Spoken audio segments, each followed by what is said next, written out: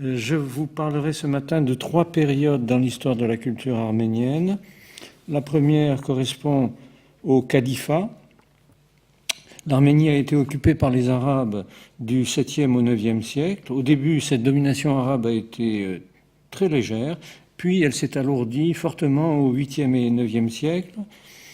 Destruction, implantation de tribus et d'émirats arabes en terre arménienne ont marqué cette période durant laquelle aucun chantier arménien n'a été entrepris. Néanmoins, la domination arabe signifie aussi développement de l'économie grâce au réseau international du califat et stimulation des productions locales, notamment textiles. La deuxième période, plus importante, je m'y attarderai plus longuement, est celle des Seldjoukides et des Mongols. L'Arménie a été annexée par Byzance entre la fin du Xe et le début du XIe siècle, et elle ne s'est pas trouvée en mesure de résister à l'invasion turque. La capitale Ani a été prise en 1064. Plusieurs dizaines de milliers de Turcs se sont implantés en Arménie à partir donc du XIe siècle.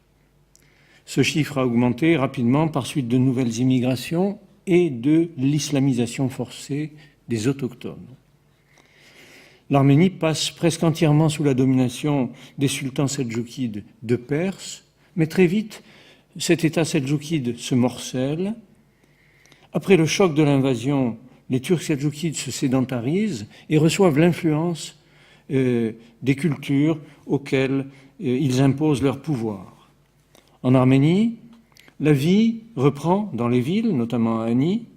Dans les États turcs, une brillante culture se développe et, en particulier, une grande architecture.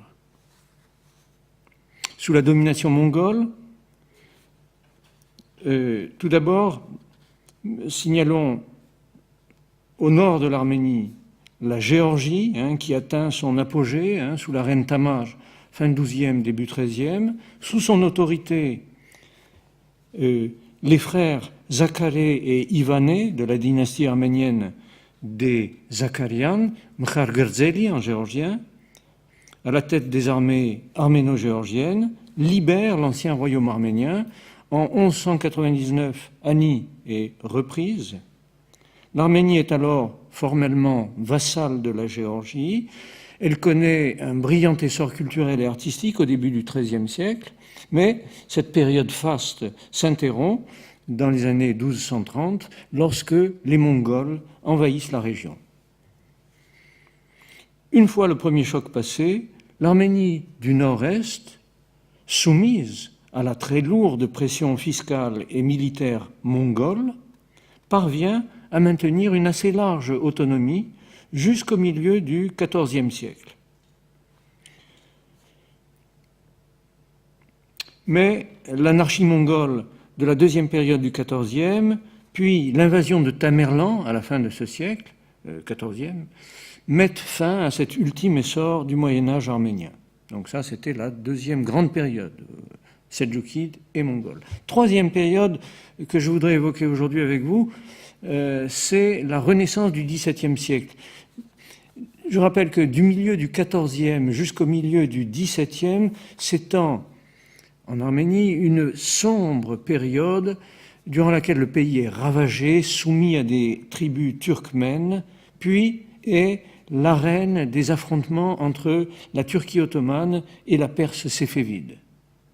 Très peu de constructions sont alors signalées en Arménie.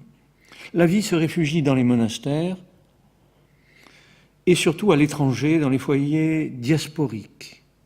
Au début du XVIIe, une large partie de la population arménienne du sud du pays est déportée à Ispahan, en Iran, où elle construit l'important quartier arménien de la nouvelle Djoulfa. Donc à Ispahan, c'est une banlieue d'Ispahan.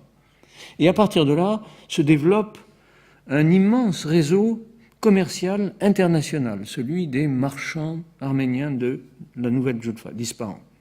À la nouvelle Djoulfa se crée une étonnante synthèse des traditions arméniennes et persanes. La paix revenue en 1639 entre la Turquie et la Perse, l'Arménie reprend vie. de grands chantiers sont ouverts, un fort courant iranisant se manifeste. Alors, je vous propose maintenant de voir comment tout ce qu'on vient d'évoquer dans le cadre historique se traduit dans l'art, en l'architecture et le décor. Tout d'abord, après le califat, après la domination arabe, vous vous souvenez, 8e, 9e siècle, domination qui interrompt en Arménie le puissant développement de l'architecture chrétienne des premiers siècles, 4e, 7e siècle inclus. Mais au sortir de cette période de domination arabe, des changements importants ont lieu qui résultent en partie de l'intégration de l'Arménie au califat. Premier changement qui intervient, qui est en quelque sorte une conséquence de la domination arabe, c'est la rupture définitive avec l'Église byzantine et le rejet par l'Église arménienne du dogme de Chalcédoine sur les deux natures du Christ. Rupture, rejet qui interviennent au 8e siècle, sous la domination arabe, et qui se traduisent par la propagation de structures compactes, c'est ce que vous voyez sur ces images, où l'espace est parfaitement uni sous la coupole, et par la disparition, du moins dans les régions centrales du pays, de toute décoration peinte dans les églises arméniennes. Deuxièmement, ce choix dogmatique, donc le rejet du dogme de Chalcédoine sur les deux natures et la réaffirmation de l'attachement au dogme d'Éphèse sur l'unique nature du Verbe incarné, retenez bien cela, l'unique nature du Verbe incarné, ce choix dogmatique se traduit aussi, donc réaffirmé du temps des Arabes, c'est pour ça qu'il y a un lien de conséquence, si vous voulez. Donc ce choix dogmatique se traduit aussi, au sortir de l'occupation arabe, par la création d'un nouveau type de stèle, le khachkaj. Khach, la croix, kaj, la pierre. Le khachkaj, donc, c'est la pierre-croix, véritable emblème de la spiritualité arménienne et de sa christologie. À partir du IXe siècle, l'Arménie se couvre de milliers de khachkaj sur lesquels est figurée une croix qui est toujours un arbre de vie et jamais l'instrument des souffrances humaines du Christ. Sur le pourtour de ces stèles, les bords se couvrent d'entrelacs qui, tout en exprimant, je crois, l'espoir de vie éternelle, sont un trait de parenté avec le monde de l'islam. Ces entrelacs se densifient et ont tendance à couvrir toute la surface disponible. Au début du XIe siècle, un motif nouveau, vous le voyez ici au bas de la plaque, un motif nouveau apparaît sous le pied de la croix, deux palmettes évasées, disposées horizontalement, motif auquel on peut attribuer une origine arabe. Donc ici, vous en avez deux exemples. Je vous en ai mis encore un exemple ici à droite, et également un autre type de palmette, cette fois-ci diffusée verticalement, vous voyez là, sur la façade de cette église, et qui probablement ont également une origine arabe. Troisième point, dans le cadre de ces changements intervenus au sortir de la domination arabe, à partir du IXe siècle se manifeste une innovation dans l'onomastique arménienne, le recours à des prénoms arabes chez les princes arméniens. Au Xe, XIe siècle, alors que l'Arménie n'est en principe plus dépendante du califat, les rois arméniens continuent à porter fièrement le caftan et le turban que leur offrait traditionnellement le calife lors de leur investiture. Pose, attitude et tissu illustrent la profondeur des marques laissées par 2 siècles de domination arabe. Alors maintenant, j'en viens à la deuxième grande période, plus importante, plus richement documentée, qui correspond donc à ce qui fait suite à l'invasion seldjoukide et ce qui se passera dans le cadre de la domination mongole.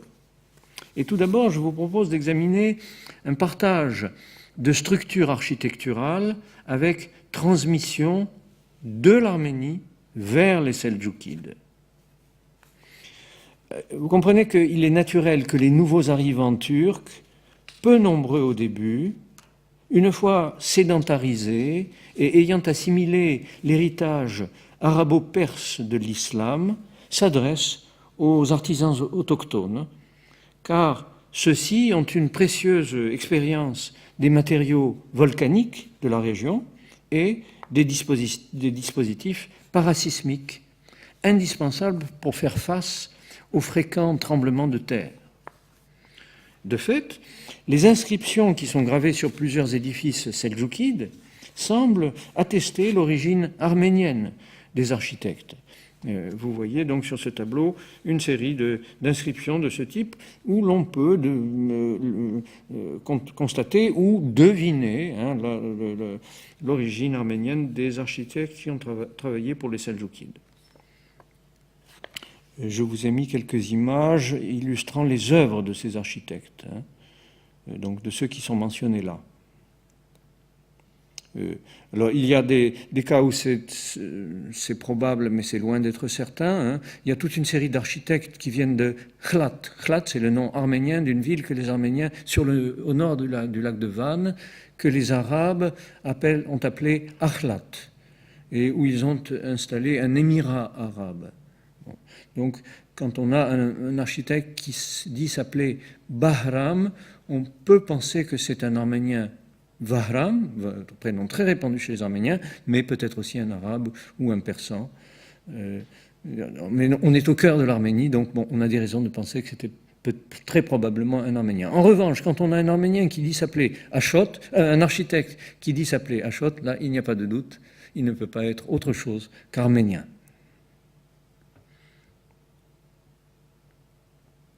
Donc là, encore une fois, vous voyez un architecte qui vient de cette ville de Khlat, Akhlat, bon, qui est, je crois, probablement arménien, même si son prénom est musulman. À partir de la deuxième moitié du XIIe, les plans d'ensemble des mosquées et médressés seldjoukides reprennent des modèles arabo-persans et les mausolées en forme de tour conservent peut-être des traditions d'Asie centrale.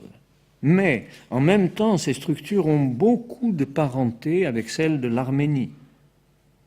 Les techniques de construction en pierre, avec parements parfaitement appareillés, en blocs de pierre volcanique, soigneusement taillés et liés par un noyau de béton, avec coupole et voûte en pierre, sur puissants appuis, font évidemment appel au savoir-faire arménien et géorgien.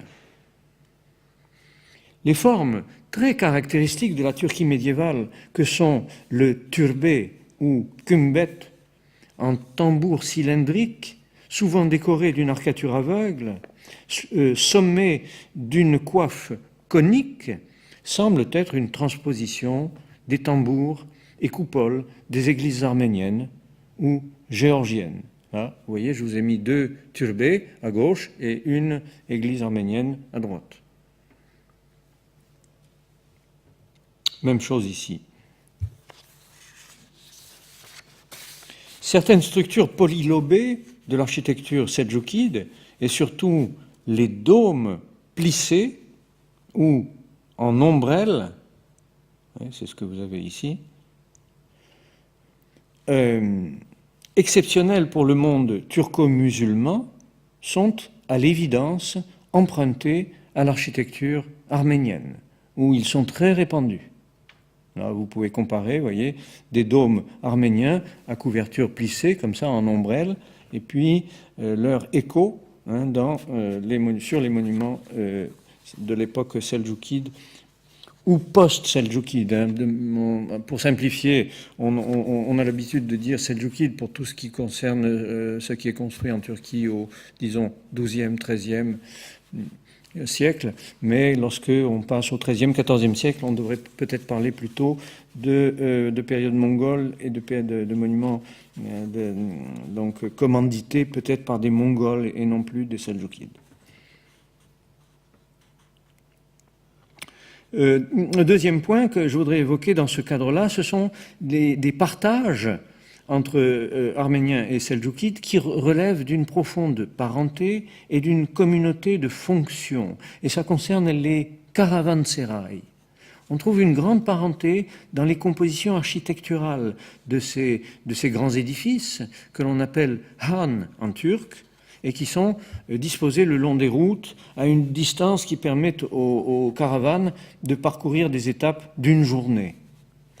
Plusieurs caravansérails sont en partie conservés en Arménie orientale. Ces édifices ont 3 nefs couvertes de voûtes et d'une couverture en pierre. Ils correspondent à la catégorie des caravansérails de montagne. Et ils ont une entrée qui est souvent précédée d'un sas et qui est destinée, on pense, à la protection thermique intérieure de l'édifice. Bon, il existait aussi, toujours en Arménie orientale, des caravansérails du type de plaine, avec une composition quadrangulaire plus étendue. Je vous remets le plan, voilà la planche qui est ici, vous voyez, c'est le plan qui est en bas à droite, ou celui qui est en haut à droite. Donc des compositions quadrangulaires plus étendues avec une cour centrale à galeries ouvertes. On pense que c'était une espèce d'auberge d'été, flanquée de 2 ailes trinefs, à 3 nefs, qui correspondaient peut-être à des dortoirs. Chez les Seldjoukides, les han ont exactement la même composition. Ils sont plus grands, souvent plus grands, hein, et les principaux han, les plus grands, hein, combinent les 2 structures, le principe de l'hôtellerie de montagne et celui de l'hôtellerie de plaine. Toujours dans ce cadre donc, de ces partages hein, aux périodes seldjoukides, post-seldjoukides et mongoles, je voudrais évoquer le gros chapitre du répertoire décoratif de l'architecture arménienne pénétrée de motifs islamisants. Et je commence par des images de portails seldjoukides. Dans le domaine du répertoire décoratif de l'architecture arménienne, un phénomène important pour notre sujet se produit au XIIe, XIIIe siècle. Au moment où naît, sans doute avec la participation d'artistes arméniens et géorgiens, un richissime vocabulaire décoratif et ornemental seldjoukide, l'Arménie se laisse pénétrer par un nombre considérable de procédés et de motifs jusque-là inconnus d'elle et désormais présents aussi sur les monuments musulmans. Le catalogue des traits communs est très vaste. Il va de la structure des portails, hein, vous voyez cette structure que vous voyez là sur les portails seldjoukides, vous allez la retrouver sur les portails arméniens de la même époque. Donc, ces traits communs vont de la structure des portails aux surfaces creusées de stalactites. Il va des compositions animalières avec animaux réels et fantastiques placés symétriquement face à face ou en scène de combat jusqu'au répertoire ornemental. Donc, examinons un petit peu les portails, si vous voulez bien. Lors de la Renaissance post-arabe, au Xe, XIe siècle, les portails arméniens étaient de 2 types. Vous les voyez là, une moitié à gauche, c'est le Xe siècle, et l'autre moitié à droite, c'est le XIe siècle. Donc, portail à contours cintrés jusqu'à la fin du Xe siècle, puis à chambranle rectangulaire et décor antiquisant au début du XIe siècle. Après la domination seldjoukide, à partir de la fin du XIIe siècle, un type nouveau de portail apparaît en Arménie avec 2 chambranles. Un premier cintré et un second rectangulaire, le surmontant. Les portails des palais et des hôtelleries d'Ani, la capitale de l'Arménie de l'époque, depuis l'an 1000, présentent cette composition doublée sur 2 niveaux, avec une marqueterie de pierre qui révèle l'origine probable d'un motif très prisé, celui des étoiles à 6 et à 8 branches. Ces étoiles proviennent probablement des décors iraniens à carreaux de faïence. La décoration arménienne des portails se distingue du style seldjoukide, dont elle est très proche. Elle s'en distingue par une nette réserve, un sens plus marqué de la mesure, une tendance à la simplicité, à la clarté, et par le fait que ces portails sont davantage intégrés à l'architecture.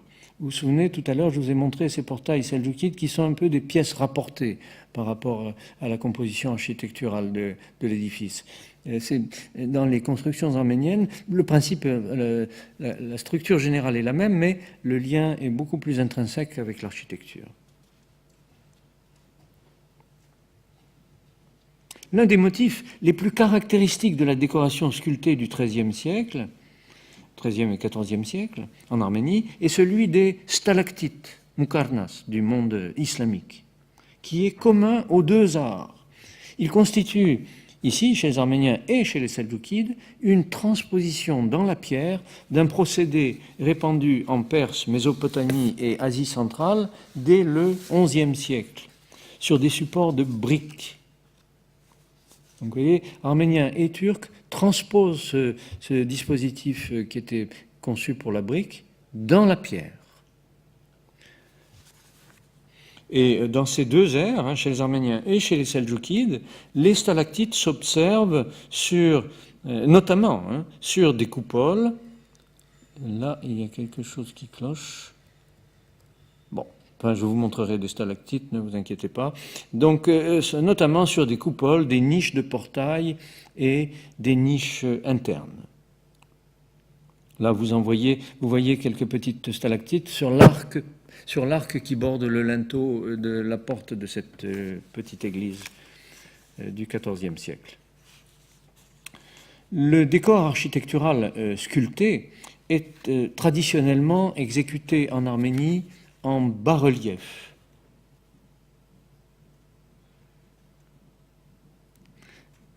Plat, bas-relief, plat, indissociable de la surface de pierre sur laquelle il se détache.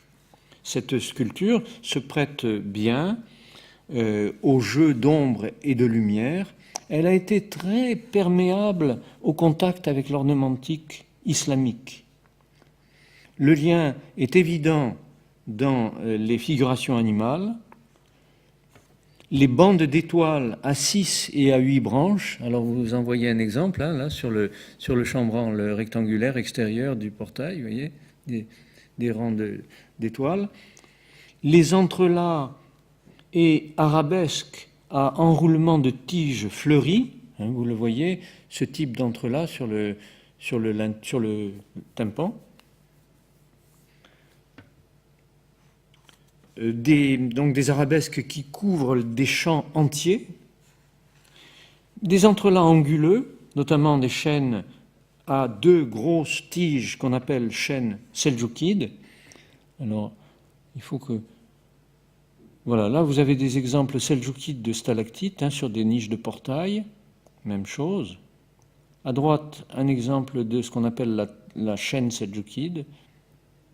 Et puis là, vous voyez des intérieurs arméniens avec des stalactites dans des coupoles, exactement comme dans les Han turcs, à la même période.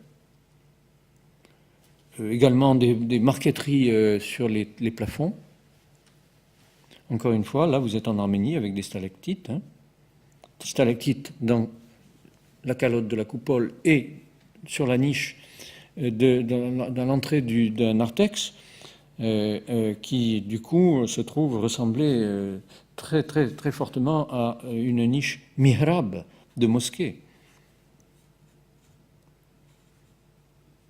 Et là, vous voyez exactement les mêmes formes dans le domaine seldjoukide. Donc des figurations animalières qui sont très proches les unes des autres dans les deux domaines. Ici, vous êtes en Arménie, toujours en Arménie, et là, vous êtes dans le domaine seldjoukide. En Arménie, au plan géographique et humain, encore à cette période, puisque Erzurum, c'est évidemment l'Arménie historique, mais siège d'un pouvoir seldjoukide à cette période-là.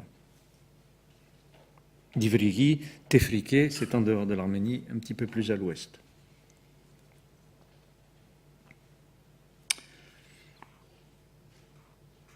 Donc on trouve énormément dans le répertoire ornemental arménien, à cette période-là, XIIe, XIIIe siècle, de marqueterie de pierre, avec des alternances d'étoiles et de losanges, ou de polygones et de triangles, souvent ou polychromes. Bon, là, il n'y a pas de couleur, mais on en trouve beaucoup. Parfois, on trouve des imitations de marqueterie. Et on les observe sur des portails, sur des faces de bem. Le bem, chez les Arméniens, c'est l'élévation de l'autel. C'est un endroit extrêmement important à l'intérieur d'une église qui attire fortement l'attention des fidèles, mais aussi, bien sûr, des sculpteurs. Et où le décor est très souvent riche. C'est ce que vous voyez sur l'image qui est en bas à droite, vous voyez. Et on en trouve aussi, donc, comme je vous le montrais tout à l'heure, sur des plafonds de narthex. On trouve aussi à cette période des inscriptions arméniennes qui s'inspirent du traitement koufique, par la forme fleurie des fleurs et par le fond végétal sur lequel elles s'inscrivent. Là, vous pouvez comparer une inscription arménienne et une inscription koufique musulmane. Si nous avions le temps, nous attarderions un petit peu sur deux monuments arméniens du premier tiers du XIVe siècle qui présentent un intérêt particulier pour le sujet qui nous occupe aujourd'hui. Malheureusement, ça n'est pas possible. Je me contente de vous montrer juste quelques images. Ici, une chapelle donc, du début du XIVe siècle qui est véritablement emblématique de ce syncrétisme islamo-chrétien en Arménie. Toutes les façades et l'intérieur de cette chapelle sont couverts de motifs islamisants par lesquels sont entourés, encadrés ou carrément dessinés les éléments de décoration éminemment chrétiens de cette chapelle. C'est ce qui est saisissant sur ce monument. D'ailleurs, monument qui est signé par un architecte qui s'appelait Shahik, alors que on trouve exactement la même signature sur un mausolée musulman qui se trouve à environ 200 km plus à l'est. C'est donc probablement le même maître, le même architecte qui a construit la chapelle arménienne chrétienne et le mausolée turc, qui s'appelait Shahik. Était-il arménien ou perse, iranien? Avec un prénom comme ça, on ne peut pas vraiment se prononcer.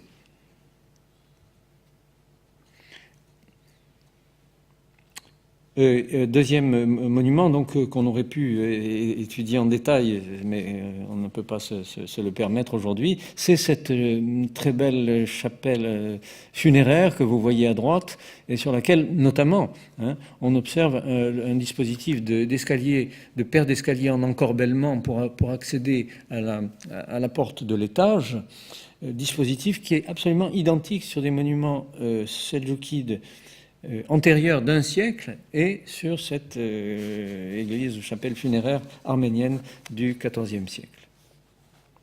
Sachant que ces escaliers en encorbellement par paire se pratiquaient dès le début du XIIIe siècle dans l'architecture arménienne pour permettre d'accéder à des chapelles d'angle à l'intérieur des églises. Donc vous avez tout un cheminement comme ça d'un domaine à l'autre et puis zigzag, retour vers le domaine initial, si vous voulez. C'est pour vous donner une idée de la densité, de l'importance de ces échanges et de ce partage. Voyez. Alors, je voudrais maintenant finir cet exposé sur ce domaine important, la période seldjoukide et mongole, par quelques observations relatives au Khachkar, dont on a déjà très rapidement parlé tout à l'heure. Dans la deuxième moitié du IXe siècle, donc, on l'a dit, apparaît ce type de monument propre à l'Arménie, le Khachkaj, donc Khach, la croix, Kaj, la pierre, forme majeure de la dévotion populaire arménienne, le culte de la croix. Ces pierres-croix, Khachkaj, couvrent par milliers les plateaux et les montagnes et, depuis la fin du IXe siècle, n'ont jamais cessé d'être sculptés. Il y en a des dizaines de milliers. Cet art éminemment chrétien a largement bénéficié des contacts avec les cultures de l'islam. Je vous ai déjà montré tout à l'heure cette image. On peut penser que ces contacts étaient facilités par le fait que tradition, savoir-faire et artistes arméniens avaient contribué à la gestation de ces cultures musulmanes, en tout cas celles qui se sont développées sur les territoires qui faisaient partie de l'Arménie historique ou qui étaient immédiatement voisins à l'ouest. À partir du XIe siècle, se multiplient les khachkaj à contour rectangulaire. Les plus anciens avaient un contour arrondi, ovoïde, et puis à partir donc de cette période, 10e, 11e siècle, ce sont des plaques rectangulaires, bordées de larges bandes, abondamment ornementées. Des motifs fouillés, de subtils entrelacs s'y développent, complétant et renforçant de leur mouvement infini la symbolique de la vie éternelle qui est exprimée par les ornements végétaux et par la pointe des extrémités des bras de la croix qui sont souvent tréflés et bourgeonnants. Vous voyez, la croix est arbre vivant, vivant et vivifiant. S'y ajoutent, après les invasions seldjoukides puis mongoles, de riches rangs d'étoiles à 6 et à 8 pointes, des arabesques complexes, de larges entrelacs anguleux, dont on a déjà parlé, la chaîne seldjoukide, des arcs en accolade, tout motif commun entre l'Arménie et les arts de l'islam. Renvoyant au même horizon, la tendance à couvrir tout le champ est également forte sur les khachkaj arméniens à partir du XIIe siècle.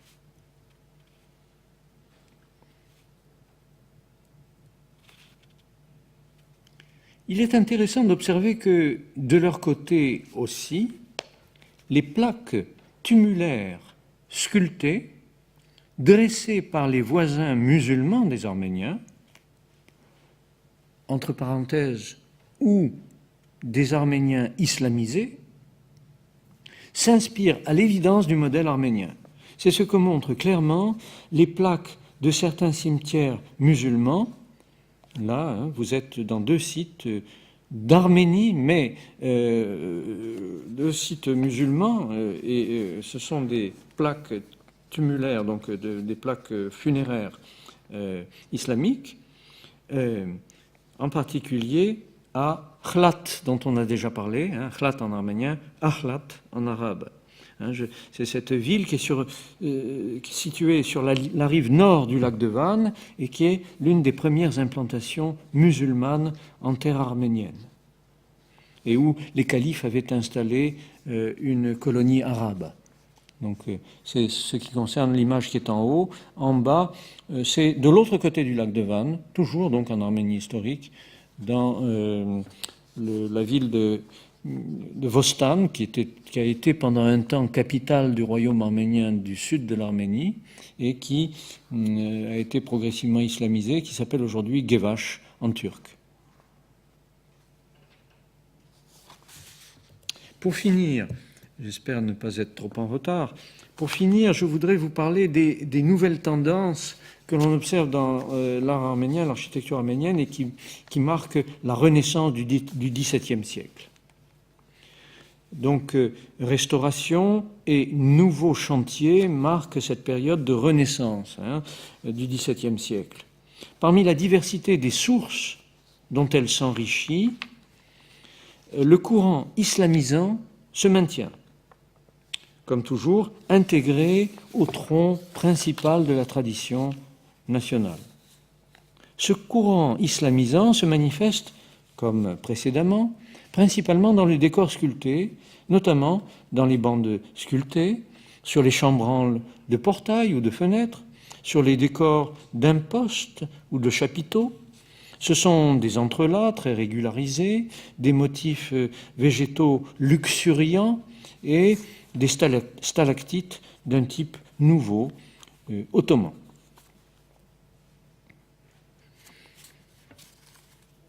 La grande nouveauté résulte maintenant de l'influence de l'opulente communauté marchande de la nouvelle Julfa. Je vous en ai parlé tout à l'heure, installée près d'Ispahan depuis le début du XVIIe siècle. Communauté où la mode est à une étonnante synthèse des traditions arméniennes et persanes. Pour la première fois dans l'histoire de la culture arménienne, des formes architecturales empruntées à l'islam pénètrent dans le sein des saints de l'architecture cultuelle arménienne. Des coupoles bulbeuses couvertes de faïence et sous les coupoles des pendentifs réticulés. Vous voyez, c'est ce dispositif que vous voyez sous la coupole, dans ces triangles, où traditionnellement on devrait trouver un pendentif, c'est-à-dire une portion triangulaire de sphère qui permet la transition du carré à la base circulaire de la coupole. Et bien là, vous avez ce système de ce qu'on peut appeler pendentif réticulé, un réseau, si vous voulez, de lignes qui viennent se croiser, qui est iranien et qui est transposé donc dans l'architecture arménienne sous la coupole. À l'intérieur des églises de la nouvelle Julfa, les Arméniens adoptent une abondante décoration peinte qui s'ouvre d'une part à l'influence iconographique et stylistique des gravures occidentales utilisées dans les Bibles nouvellement imprimées. Les Bibles arméniennes nouvellement imprimées reproduisent des gravures occidentales dont on s'inspire pour la décoration des églises. Et d'autre part, donc s'ouvre à ceci, et d'autre part aux compositions ornementales empruntées à l'art persan séfévide. Alors ces coupoles bulbeuses que nous voyons là dans la communauté arménienne de la nouvelle Julfa étaient sans doute perçues comme trop étrangères à la tradition nationale, donc elles ne font pas école en dehors de la Perse.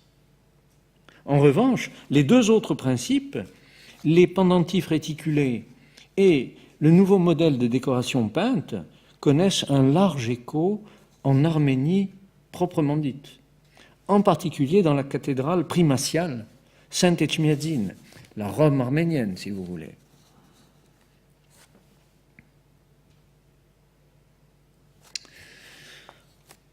En conclusion, quelques brèves observations. Premièrement, le syncrétisme islamo-chrétien est, on l'a vu, un phénomène majeur dans l'art arménien médiéval et notamment dans sa manifestation la plus importante, l'architecture, mais aussi dans sa sphère emblématique qu'est le khatchkaj.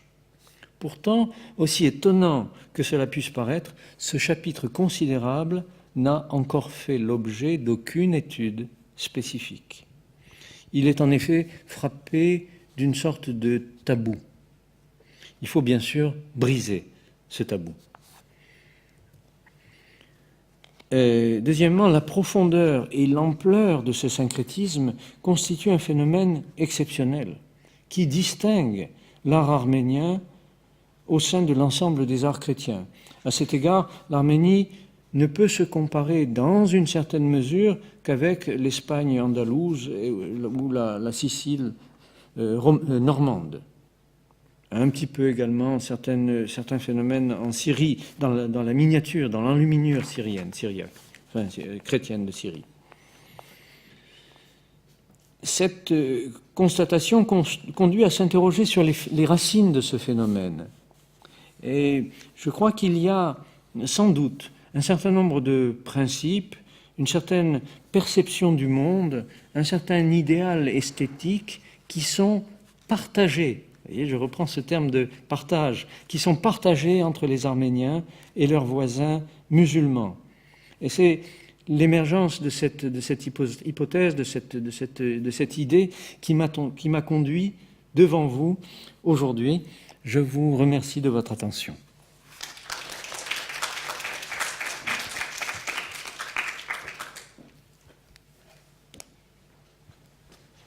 Merci. Merci beaucoup. J'imagine qu'il y a des questions. Merci. Merci beaucoup. Effectivement, c'est d'une originalité assez exceptionnelle ce que vous nous avez présenté. Est-ce que nous avons des informations sur les ateliers de sculpteurs, sur leur formation, sur leur mobilité, éventuellement sur leurs origines, sur le système de la commande, de quelle façon les moines d'un côté ou l'équivalent du côté islamique, je ne sais pas qui, pouvaient influer sur l'orientation esthétique, les formats qui étaient choisis. Est-ce que vous avez plus d'informations de ce côté-là ?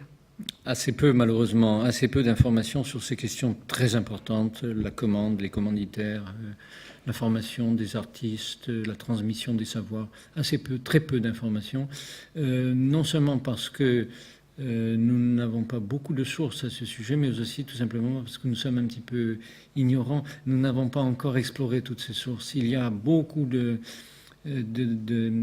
collections de documents qui ne sont pas encore suffisamment exploités, Il y a dans le domaine arménien, par exemple, des colophons, c'est-à-dire des notices mémoriales qui sont disposées à la fin des manuscrits, qui sont extrêmement riches et que l'on n'a pas encore véritablement exploré sous l'angle de leur potentielle utilité pour la connaissance de l'art, de l'architecture et de la sculpture, de la peinture.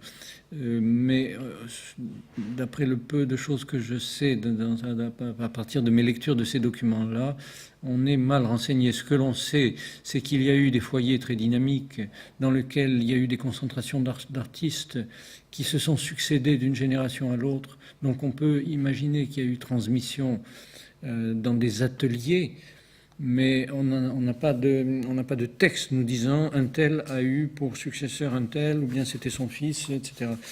Ça, c'est rarissime, ça arrive parfois dans le domaine de la peinture, de l'enluminure, mais dans le domaine de la sculpture et de l'architecture, je n'ai pas connaissance de telles filiations ou de la mise en place d'ateliers. On emploie le terme d'atelier entre guillemets de manière conventionnelle pour désigner des périodes durant lesquelles il y a eu une création homogène, si vous voulez, avec des caractéristiques stylistiques communes sur plusieurs décennies. Donc on se dit, bon, il y a eu des ateliers, mais on n'a pas de fondement fiable pour l'affirmer. Il y a également des cas où on sait par exemple qu'un même maître, qu'un même artisan a été à la fois copiste, miniaturiste, sculpteur et architecte. Il y en a un qui est très célèbre, c'est Momik, le plus grand architecte, le plus grand artiste arménien de la fin du XIIIe, du début du XIVe siècle, qui est mort en 1331. On a son khachkar, sa stèle funéraire, tout modeste, tout petit, pour un grand artiste qui a lui-même sculpté des khachkars magnifiques. On a une petite stèle toute simple qui lui est consacrée. Et on sait qu'il a été, qu'il a œuvré dans tous ces domaines. Mais on est très très malin. Pour ce qui est du domaine musulman, enfin chez les Seldjoukides, je ne crois pas que la situation soit bien meilleure. Mais on sait qu'il y a là aussi des vecteurs, si vous voulez, d'échange par le fait qu'il y a eu des mariages mixtes chez les uns et les autres. Chez les uns et chez les autres. Et il y a eu un cas emblématique chez les Arméniens, par exemple, l'une des plus grandes dynasties de cette période-là, 13e, 14e siècle, la dynastie des Orbélianes. C'est une grande famille qui a donné un historien, des prélats considérables, et qui a bâti certains des plus beaux monuments de cette période, en particulier cette extraordinaire église funéraire à étage avec une rotonde que vous avez vue tout à l'heure. Eh bien, cette famille des Orbélianes est issue d'un prince, le premier, si vous voulez, Orbélian, qui est le rejeton, enfin issu d'une famille géorgienne qui avait été exterminée parce qu'elle avait eu la mauvaise idée de se soulever contre le roi de Géorgie. Donc elle avait été exterminée. Seul un membre de cette famille avait survécu. Il était allé se réfugier chez les Turcs. Et chez les Seljuks, chez les Turcs, il avait épousé une princesse turque. Alors voilà un prince géorgien qui épouse une princesse musulmane et qui donne naissance à une famille arménienne, la famille des Orbélianes. D'autres questions ?